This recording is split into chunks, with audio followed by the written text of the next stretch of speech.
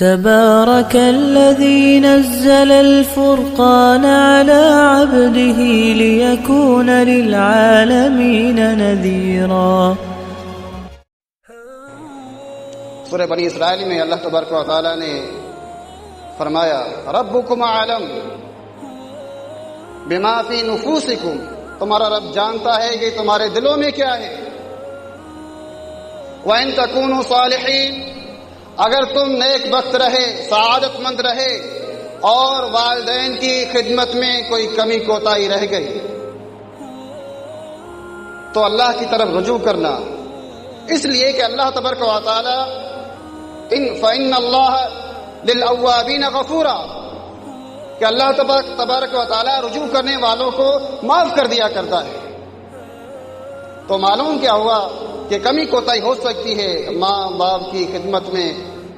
ایسی صورت میں اللہ تبارک و تعالی نے یہ طریقہ بتایا کہ پھر اللہ کی طرف رجوع کرنا، اللہ سے توبہ کرنا، اللہ سے معافی مانگنا، کہ اللہ تبارک و تعالی معافی مانگنے والوں کو، رجوع کرنے والوں کو معاف کر دیا کرتا ہے۔ والدین کے بہت سے حقوق ہیں، ان کی بڑے مرتبے اور فضیلتیں ہیں، اگرچہ ماں باپ مشرک ہی کیوں نہ ہو، لیکن ان کا حق پھر بھی ادا کرنا ہے۔ حضرت اسماء رضی اللہ تعالی عنہا فرماتی ہیں، صحیح بخاری میں ہے جلد نمبر 30 حدیث نمبر 938 میں، قالت قدمت علی امی وہی مشرکہ، وہ کہتی ہیں کہ میری ماں میرے پاس آئیں اس حال میں کہ وہ مشرکہ تھی، اسلام قبول نہیں کیا تھا۔ قالت یا رسول اللہ قدمت امی علی افاصلها، قال نعم، کہا اے اللہ کے نبی صلی اللہ علیہ وسلم، میری والدہ میرے پاس اس حال میں آئی ہے کہ وہ شرک کی طرف راغب ہے، کیا میں اس کے ساتھ حسن سلوک کر سکتی ہوں؟ آپ نے فرمایا نعم، ہاں اس کے ساتھ حسن سلوک کرو۔ تو معلوم کیا ہوتا ہے کہ اسلام قبول کرنے یا نہ کرنے کی وجہ سے ماں باپ کو چھوڑا نہیں جا سکتا، انہیں تنہا نہیں کیا جا سکتا تھا، اور ان کی خدمت کو ترک نہیں کیا جا سکتا، بلکہ ہر حال میں ان کی خدمت کرنی ہے، ان کے ساتھ حسن سلوک کرنا ہے، سوائے اس کے کہ جب وہ یہ کوشش کریں کہ اللہ کے ساتھ شرک کرے تو وہاں ان کی اطاعت نہیں کرنی ہے۔ صحیح بخاری میں ہے جلد نمبر 3 حدیث نمبر 931 میں اللہ کے نبی صلی اللہ علیہ وسلم فرماتے ہیں، اللہ کے نبی صلی اللہ علیہ وسلم سے کسی شخص نے سوال کیا، قال رجل للنبی صلی اللہ علیہ وسلم من احق بحسن صحابتی، قال امك، قال ثم من، قال امك، قال ثم من، قال امك، قال ثم من، قال ثم ابوك۔ ایک شخص نے اللہ کے نبی صلی اللہ علیہ وسلم سے معلوم کیا، سوال کیا کہ اللہ کے نبی صلی اللہ علیہ وسلم میرے حسن سلوک کا سب سے زیادہ حقدار کون ہے؟ فرمایا تمہاری ماں۔ کہا پھر کون؟ کہا تمہاری ماں۔ کہا پھر کون؟ کہا تمہاری ماں۔ کہا پھر کون؟ کہا پھر تمہارا باپ، یعنی ماں کا زیادہ حق ہے۔ صحیح بخاری میں ہے، اللہ کے نبی صلی اللہ علیہ وسلم فرماتے ہیں جلد نمبر 3 حدیث نمبر 936 میں 931 فرمایا الا اخبرکم من اکبر الکبائر، قالوا بلى یا رسول اللہ، قال الشراک باللہ وعقوق الوالدین۔ فرمایا اللہ کے نبی صلی اللہ علیہ وسلم نے، کیا میں تمہیں کبیرہ گناہوں میں سے کبیرہ گناہ نہ بتاؤں؟ تو صحابہ کرام نے عرض کیا ہاں اللہ کے نبی صلی اللہ علیہ وسلم کیوں نہیں؟ فرمایا اللہ کے ساتھ شرک کرنا اور والدین کی نافرمانی کرنا کبیرہ گناہ ہے۔ آج افسوس کی بات ہے، اکثر نوجوان لاپرواہی میں بھی، انجانے میں یا جانتے ہوئے بھی والدین کی نافرمانی کرتے ہیں، والدین کے حکم کو ٹال دیتے ہیں۔ یہ دیکھیں اللہ کے نبی صلی اللہ علیہ وسلم نے کیا فرمایا کہ والدین کی نافرمانی کبیرہ گناہ ہے۔ تو لہذا نوجوانوں کو چاہیے کہ اپنے والدین کے حکم کو نہ ٹالیں، ورنہ یہ کبیرہ گناہ میں آ سکتا ہے۔ آپ نے سنا کہ والدہ خاص طور پہ بچے کے لیے تکلیف سہتی رہتی ہے، اور وہ کمزور ہوتی ہے. ہم میں سے ہر شخص اس وقت کو یاد کرے کہ جب ہم معصوم تھے، جب ہم چھوٹے تھے، جب ہم ناتواں تھے، جب کمزور تھے کہ ہم کچھ کر نہیں سکتے تھے، ہمارے ہاتھ میں کچھ نہیں تھا. لیکن اس وقت ہمارے ماں باپ ہمارے لیے کتنی تکلیفیں سہتے تھے، کتنے پریشان ہوا کرتے تھے کہ ہم راتوں کو رو رہے ہیں، کوئی تکلیف ہے، وہ نیند سے اٹھ جاتے ہیں، وہ آرام چھوڑ دیتے ہیں.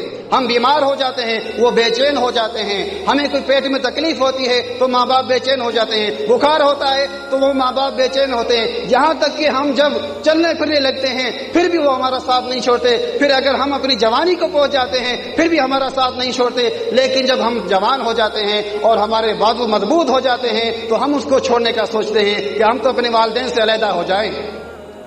وہ سب کچھ بھول گئے. دن رات کی تکالیف ماں باپ نے جو سہی، ماں نے جو تکلیف سہی، باپ نے جو تکالیف برداشت کی، اس کی خاطر سردی ہو چاہے گرمی ہو چاہے تنگی کا عالم ہو، لیکن بچے کو خوش رکھا، کبھی اس کو تکلیف نہیں دی. گرا تو ماں نے اٹھا لیا، چوٹ لگ گئی تو ماں نے اٹھا لیا، باپ نے اٹھا لیا، فوراً اٹھ کے بھاگے. آدھی رات کو نیندیں خراب کر کے لے جاتے ہیں ہسپتالوں میں کہ بچہ بیمار ہے، کہیں اس کو کچھ ہونا جائے، ہمارا لال ہمارا پیارا کہیں اس کو کچھ ہونا جائے، فوراً لے چلو. ماں باپ اپنے اولاد کے لیے کیا کچھ کرتے ہیں. لیکن یہ اولاد افسوس ہے کہ جب وہ جوانی کو پہنچ جاتا ہے، جب ماں نے اس کی پرورش کی، ماں باپ نے اس کو پالا، جوان کر دیا اور وہ تکلیفیں سہتے رہے. اب اس کی ضرورت تھی کہ وہ ان کی خدمت کرتا.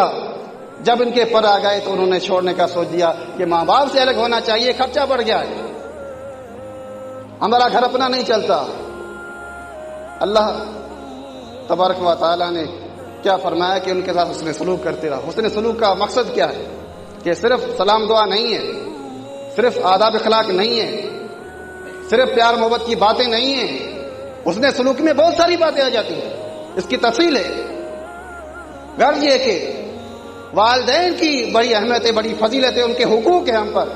اللہ کے نبی صلی اللہ علیہ وسلم سے حضرت عبداللہ بن مسعود رضی اللہ تعالیٰ عنہ نے پوچھا، صحیح بخاری میں ہے جلد نمبر 1 حدیث نمبر 507 میں فرمایا حضرت عبداللہ بن مسعود رضی اللہ تعالیٰ عنہ نے کہ میں نے اللہ کے نبی صلی اللہ علیہ وسلم سے پوچھا، سألت رسول اللہ صلی اللہ علیہ وسلم ای العمل احب الی اللہ تعالی، کہ کون سا عمل اللہ تبارک و تعالیٰ کو سب سے زیادہ پسند ہے. قال الصلاۃ علی وقتها، فرمایا نماز کو اپنے وقت پہ پڑھنا. قال ثم ایون، قال بر الوالدین ثم بر الوالدین، اس کے بعد نماز قائم کرنے کے بعد والدین کے ساتھ نیکی کرنا، حسن سلوک کرنا اللہ تبارک و تعالیٰ کو سب سے زیادہ پسند ہے.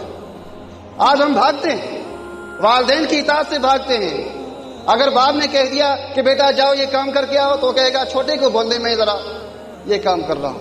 وہ بولے گا چھوٹے کو بول دے میں ذرا یہ کام کر رہا ہوں. ٹال مٹول ہوتی ہے. یہ اللہ تبارک و تعالیٰ کو بہت ناپسند ہے کہ آپ کو جب آپ ناتواں تھے، کمزور تھے تو ماں باپ نے کوئی کسر نہیں چھوڑی، لیکن جب آپ کا وقت آیا کہ ان کی خدمت کرو، وہ بڑھاپے کو پہنچ گئے تو آپ نے ان کو ترک کر دیا، آپ نے علیحدہ رہنے کا سوچ لیا. تو لہذا ایسا نہیں ہونا چاہیے. اس کے بعد اللہ تبارک و تعالیٰ نے والدین کے بعد دوسرے جو عباد ہیں، دوسرے جو بندے ہیں، ان کے حقوق بتائے ہیں.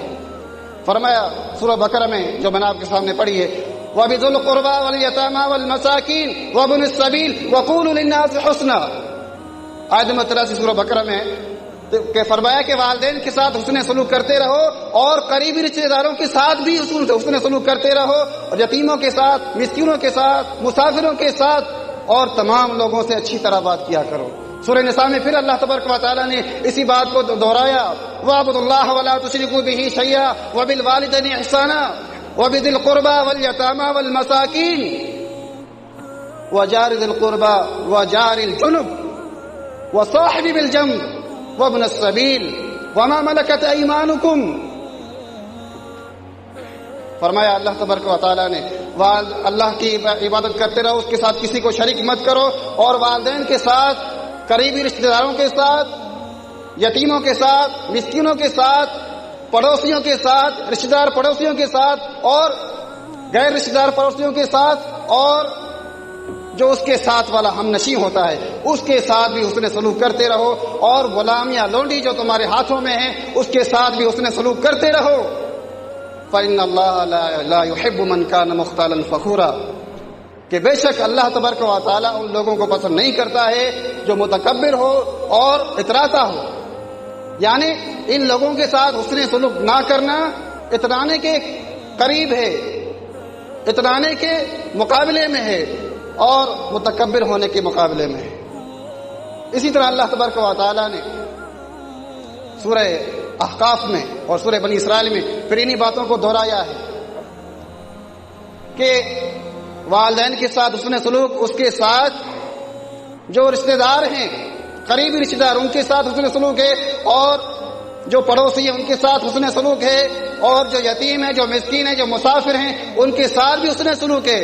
سورہ بنی اسرائیل آیت نمبر 25 اور 26 میں اللہ تبارک و تعالیٰ نے واضح طور پہ حکم دیا وَآتِ ذِي الْقُرْبَى حَقَّهُ، کہ قرابت داروں کو، رشتہ داروں کو اس کا حق دو، والمسکین وابن السبیل ولا تبذر تبذیرا، اور مسکین کے ساتھ مسکین کو بھی اس کا حق ادا کرو، اور مسافروں کا بھی حق ادا کرو، اور فضول خرچی مت کیا کرو۔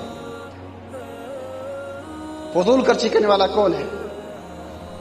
فضول خرچی کرنے والا ان المبذرین کانوا اخوان الشیاطین، فضول خرچی کرنے والا شیطانوں کے بھائی بند ہیں۔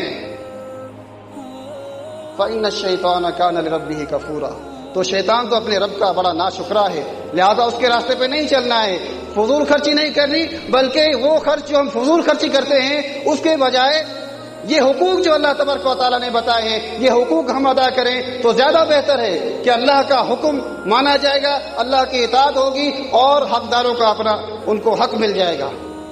یہ اللہ تبارک و تعالیٰ نے کتنی بہترین بات بتا دی۔ اور سورہ نساء میں اللہ تبارک و تعالیٰ نے فرمایا الذین یبخلون ویأمرون الناس بالبخل، کہ جو لوگ بخل کرتے ہیں، بخیلی کرتے ہیں، مال چھپاتے ہیں، لوگوں کو دیتے نہیں ہیں، اور دوسرے لوگوں کو بھی بخیلی کی ترغیب دیتے ہیں۔ وَيَكْتُمُونَ مَا آتَاهُمُ اللَّهُ مِنْ فَضْلِهِ، اور جو اللہ تبارک و تعالیٰ نے اپنے فضل سے ان کو مال و دولت عنایت کیا ہے اس کو چھپاتے ہیں۔ وَأَعْتَدْنَا لِلْكَافِرِينَ عَذَابًا مُهِينًا، یہ ان لوگوں سے مال چھپانا، ان کا حق مارنا، یہ اللہ تبارک و تعالیٰ کی ناشکری ہے۔ بے شک اللہ تبارک و تعالیٰ نے ناشکری کرنے والوں کو ان کے لیے ذلت آمیز عذاب تیار کر رکھا ہے۔ لہذا ہمیں سب کو چاہیے کہ ہم یہ تمام حقوق جو ہیں ادا کریں، والدین کے ساتھ حسن سلوک کریں، اور والدین کا اس پر یہ بھی حق ہے کہ وہ اپنے اولاد کی بھی اصلاح کریں، کہ قرآن مجید میں اللہ تبارک و تعالیٰ نے حکم دیا ہے سورہ تحریم میں وَأْمُرْ أَهْلَكَ بِالصَّلَاةِ، کہ اپنے اہل و عیال کو نماز کی ترغیب دو، اس کو حکم دو نماز کا، یہ والدین کی ذمہ داری ہے۔ سورہ تحریم میں اللہ تبارک و تعالیٰ فرماتا ہے قُوا أَنفُسَكُمْ وَأَهْلِيكُمْ نَارًا، اپنے کو اور اپنے اہل و عیال کو دوزخ کی آگ سے بچاؤ۔ یہ ذمہ داری ہے ہر باپ کی، ہر ماں کی، ہر والدین کی، کہ اپنے اولاد کو، اپنے اہل و عیال کو دوزخ سے بچائیں اور ان کو دین کی طرف لے آئیں، انہیں اصلاح کریں، انہیں دینی ترغیب دیں۔ یہ حق ہیں اولاد کے اور والدین کے، جو اللہ تبارک و تعالیٰ نے قرآن مجید میں بار بار بتائیں، احادیث میں بار بار بڑی تفصیل سے آئیں، کیونکہ وقت نہیں ہوتا کہ پوری تفصیل سے ہم بیان کر سکیں، مختصر سا ٹائم ہوتا ہے تو مختصر بیان ہوتا ہے، لہذا جتنا سنا جتنا بیان کیا اللہ تبارک و تعالیٰ ہم سب کو ان پر عمل کرنے کی توفیق عطا فرمائے۔ وأقول قولي هذا لي ولكم استغفر الله۔